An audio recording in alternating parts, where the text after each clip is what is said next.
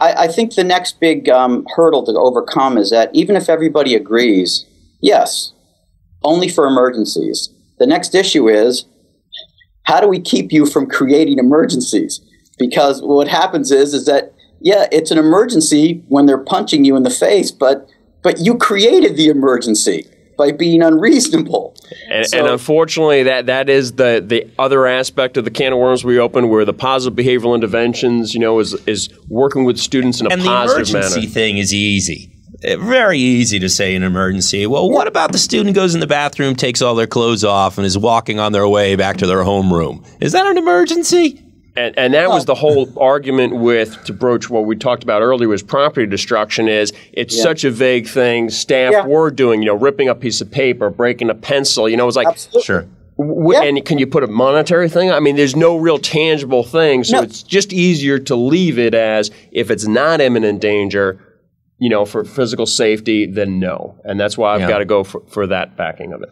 I understand that. I feel that, we've got to remember, too, though, that we can't go too far on the other extreme, that there is property issues that have to be considered. Well, here's the only downside is that I can even think of, just from a practical point of view. There's a difference between stopping individuals. There's a variety of ways to stop them if they're destroying property. It doesn't all involve restraint. But if individuals are not stopped from destroying things, and if they're doing it on a regular basis, it does have to be addressed. And we brought this up in a meeting the other day. If your child goes into Best Buy and starts smashing the large screen televisions, and you had no warning it was going to happen, no one's just going to let them do it till they get tired. Now, they're probably not going to restrain them and hold them down, but somebody may come and remove them. That somebody will probably be the police. And as schools are still public, in a public school, it's a public place, it's public property, there are some issues regarding that still, I think. In residential facilities, we tolerate quite a bit more. And we'll prosthetize environments and make plywood back sheetrock walls, and they'll replace windows with Lexan and things like that. Right. And it's a pretty severe prosthetizing of the environment, and they'll let them bang away.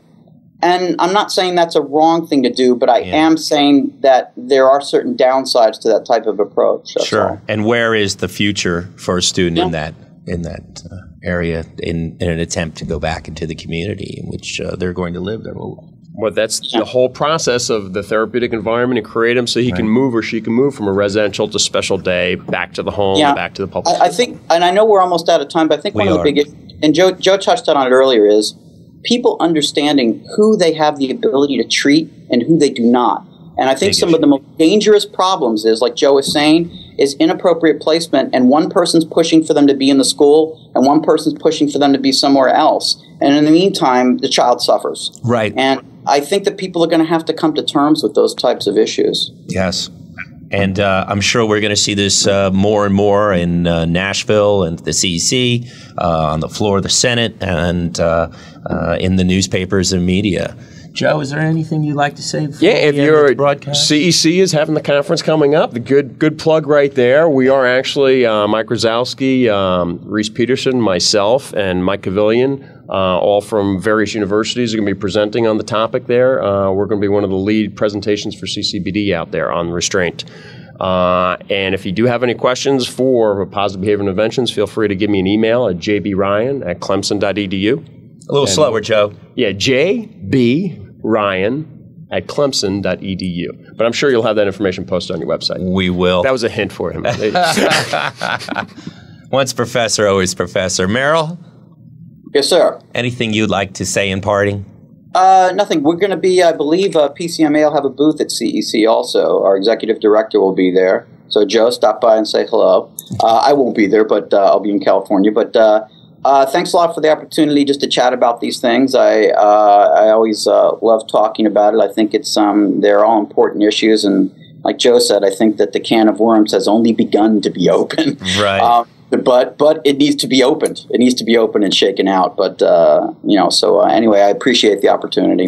Well, I appreciate you both being here, and I'd like to thank our two guest professors, Professor Joseph Ryan from Clemson University and Dr. Merrill Winston at PMCA in Florida, for their time and insight into this most difficult of topics. And now we come to the end of our first broadcast. I ask you to reflect with me on what we've heard today and ask you to share your own thoughts, your own stories, fears, and dreams with us so that we can share them with others.